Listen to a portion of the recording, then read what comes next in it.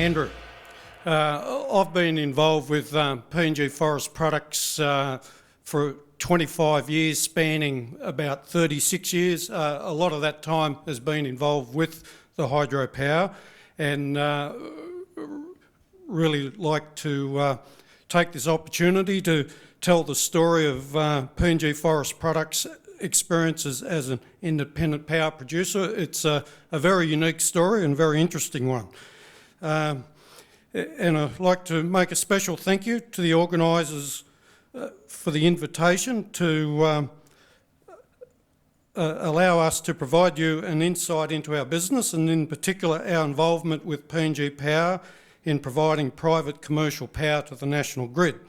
I'll start by giving you some knowledge and history on PNG Forest Products. We're located in Bulalo, Moribi Province, approximately 120 kilometres southwest of Lae. PNGFP is a large, uniquely diversified company with numerous business activities. The company's production facilities in Bulalo encompass the manufacture of an extensive range of plywood and timber products made from plantation pine. This includes CCA, ACQ pressure-treated products, including power poles, prefabricated building kits, furniture and modular bridges. The company adds further value to its products through its construction division, PNGFP New Build, which operates nationwide, and also the sales of houses under its New Homes brand.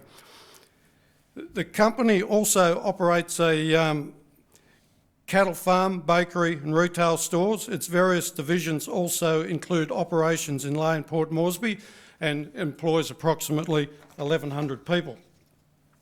In addition, PNGFP is a major independent power producer with 3 hydropower stations at Bayun with a combined capacity of approximately 15 megawatts, and it supplies the majority of its capacity as bulk power to the PNG Power Ramu grid.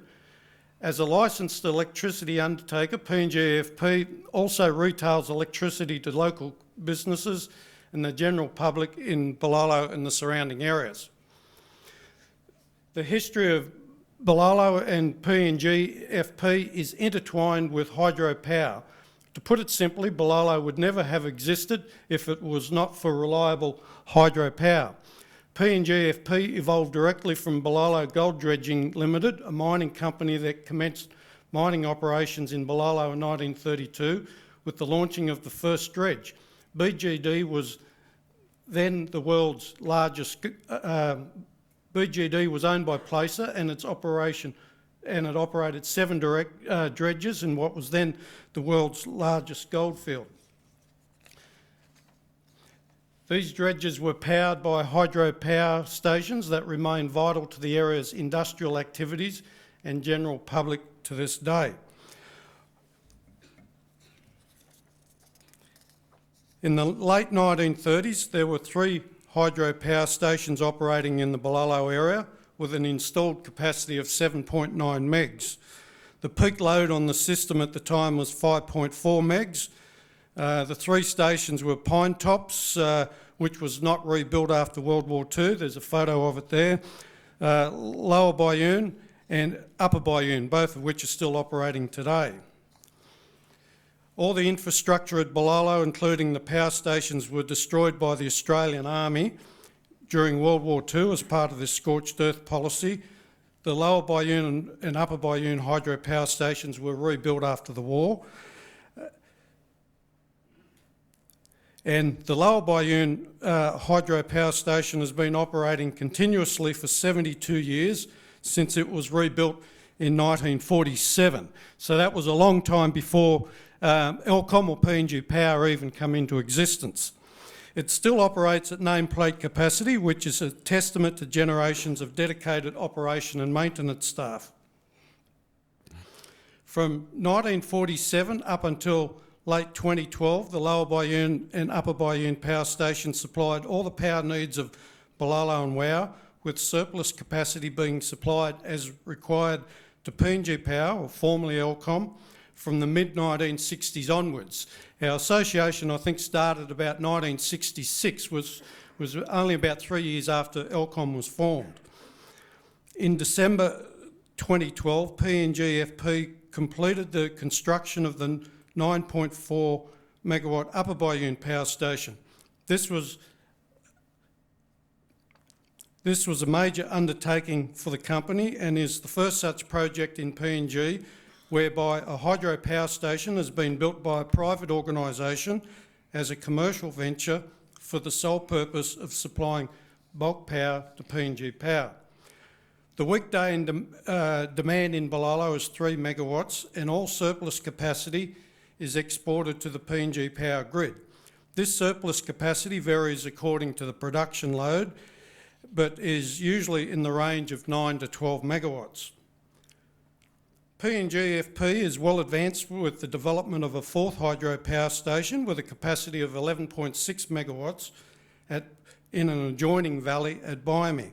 The Biome power station will further increase the PNG supply to the PNG Power grid. The pre-feasibility study, feasibility study and tender design have been completed and all necessary regulatory requirements are in place. Construction is expected to commence towards the end of this year and commissioning of Biome is scheduled for late 2021.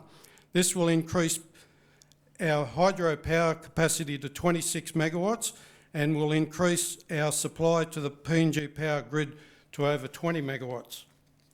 That's a 3D render of the proposed Biome headworks. PNG is also in the early stages of development of another hydropower project located halfway between Lae and Balolo. We have a MOA with the customary landowners and we have completed a pre-feasibility study. At this stage of investigation, it appears the site has a potential capacity of approximately 11 megawatts. The establishment of a hydropower station has a long lead time from the initial conception stage through to commissioning, and there are many challenges along the way. The process starts with identifying an area with suitable topography, engaging interim agreement with customary landowners for access, and general agreement for development is necessary. This is followed by the recording of rainfall, monitoring stream water flow over a period of time, as this information does not exist in most areas. Undertaking a pre-feasibility study on potential viability is then necessary, followed by a conditional PPA agreement being sought and secured. Following this process is a full feasibility study to determine broad costs and real output potential. Securing a landowner benefits agreement follows, which is critical to the overall development. It is not possible to decide to build a hydropower station and just go off and do it. There's so much involved and the process takes some time. PNG is a long-established company in the region and has had a close relationship with most customary landowners in the area over a long period of time. All of PNG current and proposed power stations are of similar design in that they are all high head or high pressure with Pelton turbines. The high head is available due to the topography of the area in which these power stations are situated, and it enables a high output for a relatively small stream, as you can see in that picture there. The heads of the three power stations varies from 137 to 411 metres, and our proposed Biome power station head will be even more at 443 metres. The power stations generate at varying voltages, and each power station has step-up transformers to step the voltage up to 33 kV. The power stations, PNG Power Substation and Balolo, are all linked together with a 33 kV transmission system. PNG has a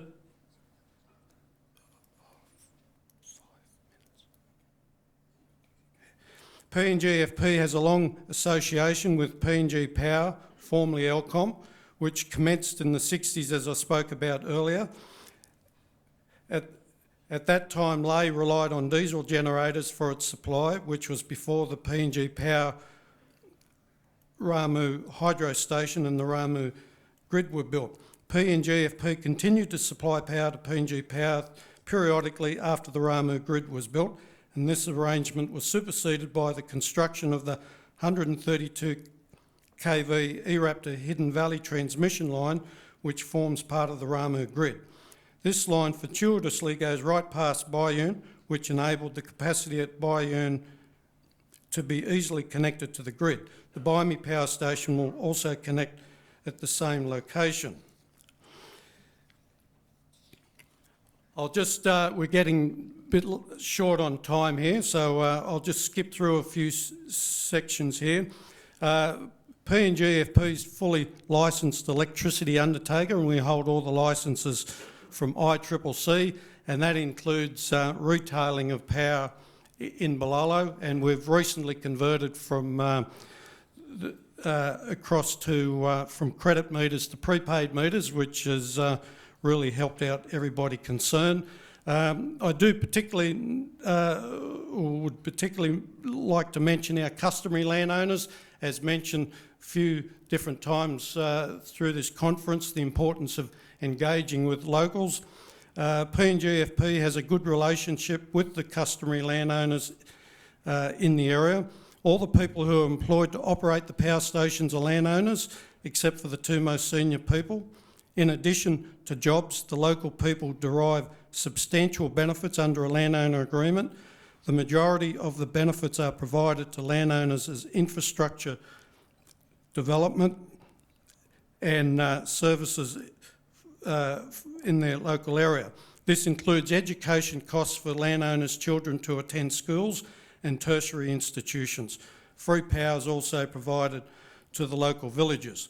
A good example of our relationship with our landowners is during the 18-month construction period for the new power station. No time was lost due to landowner issues. This is almost unheard of for a large construction project in PNG. Our landowners are very keen for the Bayumi project to proceed, as they are fully aware of the additional jobs and benefits that will flow their way. We do all the maintenance ourselves in Balalo. We don't contract that out to anybody with large maintenance workshops there. Also, I'd just like to touch on the independent power producers of PNG. PNGFP is a founding member of the Independent Power Producers of PNG Industry Group, or IP3, which was formed as a peak industry body to represent the interests of independent power producers in PNG. Concluding remark, ladies and gentlemen, I hope that this presentation has provided you with an insight into our company business, and more particularly an insight into the development and provision of hydropower to the national grid. Thank you very much.